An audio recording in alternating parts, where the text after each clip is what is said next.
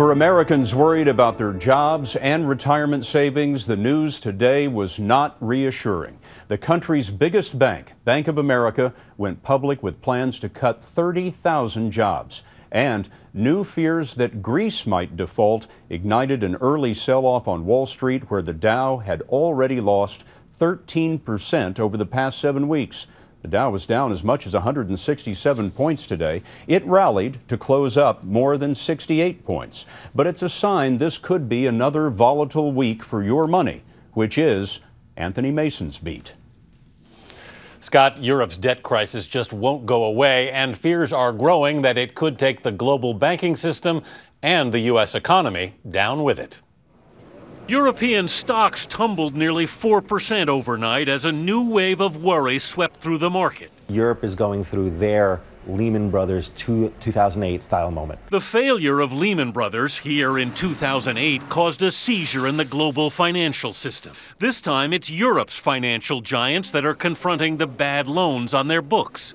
The ratings agency Moody's reportedly is ready to downgrade France's 3 biggest banks because of their extensive holdings of Greek debt. There's a real risk that the European banking sector, or certain parts of it, are going to go bankrupt. Analyst Dan Greenhouse says investors are worried about contagion. Greece has been flirting with default for months, but Portugal, Ireland, Spain, and Italy are also deeply in debt. And so if Greece defaults, if Portugal defaults, if heaven forbid, Italy or Spain were to default, the ramifications throughout the region would be enormous. And beyond, the U.S. banking system would also feel the tremors, says economist Mark Zandi. Our own banks are very well capitalized.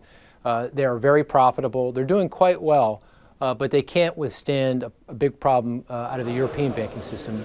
Our banking system is tethered at the hip with Europe's.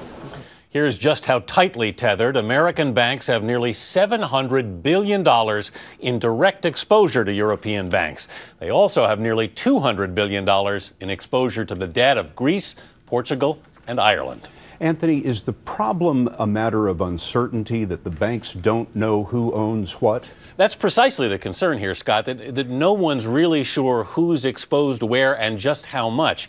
If you'll recall back in 2008, it was that very problem that led to a freezing of the whole credit markets. Banks wouldn't even lend to each other. They became so scared. Anthony, thank you.